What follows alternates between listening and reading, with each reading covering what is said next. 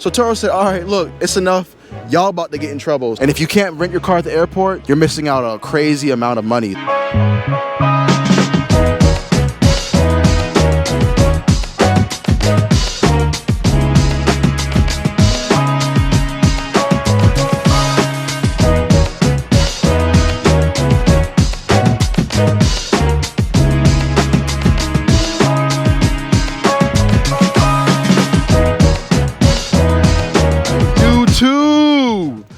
Welcome back to another video.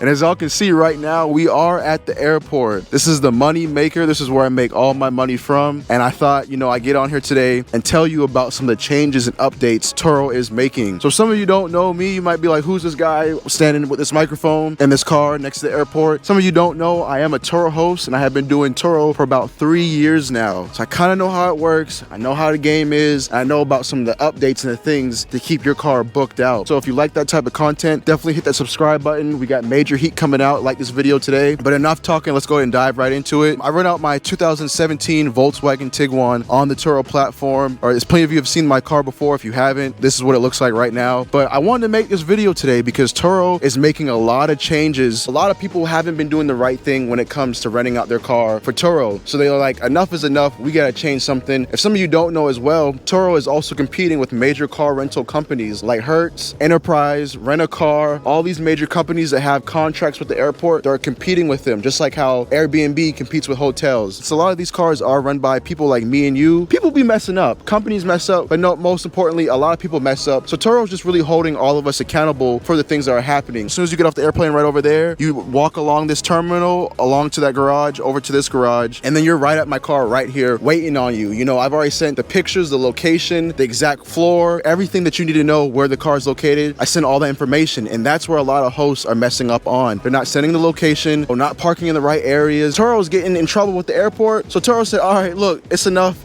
Y'all about to get in trouble. You can now get fined for not parking your car in the right location and not giving your guests the specific instructions they need to get to the car. Like I said, a lot of these people are on vacation. They don't want no hassle. They don't want no worries. They just want to start vacation as soon as they land at whatever airport you're located at. Imagine if you were to get a hotel or an Airbnb and it just gets canceled the day before the day of. That's a very big inconvenience to find a new spot, a new place to stay while you're in town. You don't know where you're at. You've been spending all this time researching and studying this one hotel, or you really want to stay there, then boom, it's canceled. Really big inconvenience. So Turo's like, all right, cool, enough is enough. If you cancel too much, you're out of here. Like, you can't cancel more than like 4 or 5 times. I don't know, I'll have it right here if y'all want to know more about that. But if you cancel over a certain amount of times, you're getting fined, and you could potentially get your car banned from the Turo platform. So you can't rent out your car anymore, and then now you're stuck with that car, and it's up to you to either sell those cars or use another app like Get Around or Hypercar or any of these other apps kind of like Turo. That way, they can stand out with these big companies, be like, look, we're playing with the big dogs. They're trying to give us an opportunity to really make money, but you also have to be professional with Turo and allow your guests to have the car and be professional and provide the exact information with the car, because people are spending their hard-earned money on these cars. It's really holding us hosts accountable for the things that we should already be doing right. If you aren't, this is your update. Turo's letting you know now. If you don't fix it, then that's on you to not do it right. So Turo now has this thing called dynamic pricing, and basically what that is too is that Turo is setting the automatic price for your car of how much you'll be rented out for, see how the algorithm's going, and they determine how much your car is worth a day. You might say, okay, that's a 2017 Volkswagen Tiguan.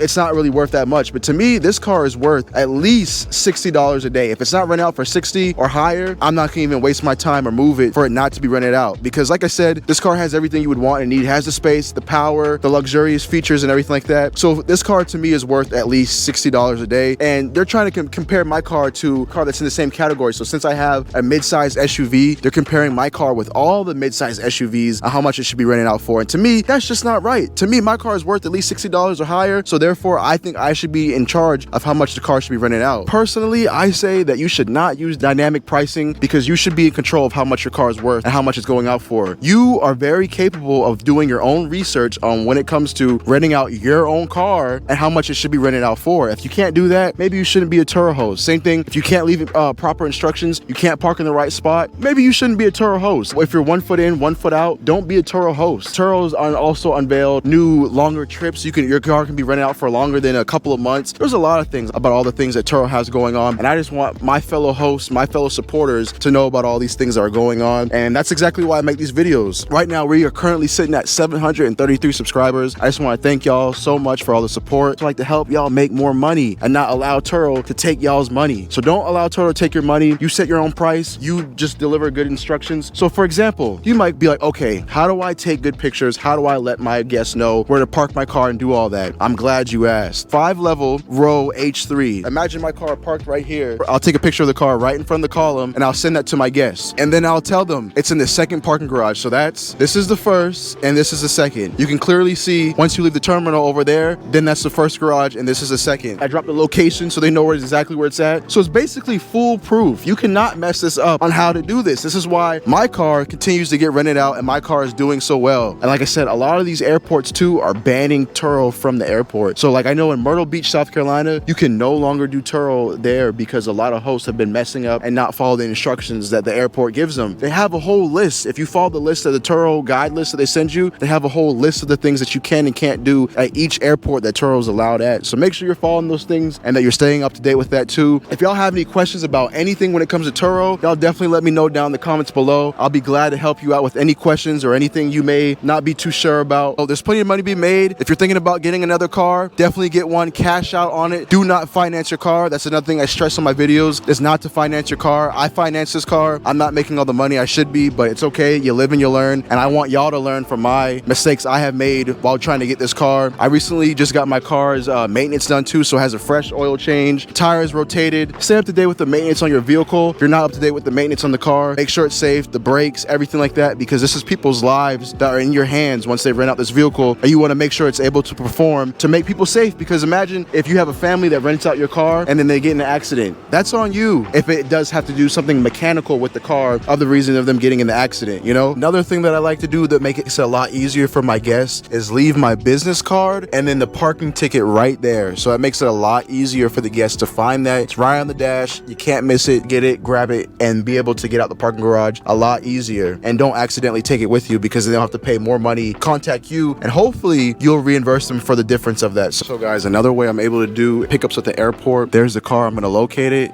I'm gonna lock it. And you just heard the car lock in the background. Let me show you one more time.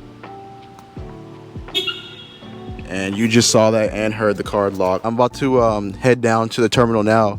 Can you come pick me up, please? Feature right there allows me to do pickups and drop-offs remotely at the airport. You know, that way I'm not becoming a target. Nobody's gonna really know that why I'm here or what I'm really doing at the airport. Not really bring that much attention to yourself at the airport. You don't really want to get the airport involved. So having that system makes things a lot easier for me and the guests. I don't have to leave a lockbox. I don't have to, you know, drop the car right off when the person gets off their trip. Able to do everything contactlessly, and that allows me to move around and still work a 9-to-5 job. We're on our way to the terminal right now where Mariah's gonna pick us up. I had Mariah park way over there and call waiting, and she was waiting on me to make that call, and I just made that call, so we on the way. But I'm doing this for y'all, so y'all know how to move and operate at the airport. I want y'all to make that money. You know, like I said, I have 125 bookings. I know how to make that money on the airport, so I want y'all to be able to do the same thing too. Without any further talking, like I said, I'm going to Mariah. Y'all don't need to see all that. So if y'all like today's video, please like, comment, subscribe. I try to create a different and cool video for y'all today. Please like, comment, subscribe, and thanks for watching, y'all. Peace.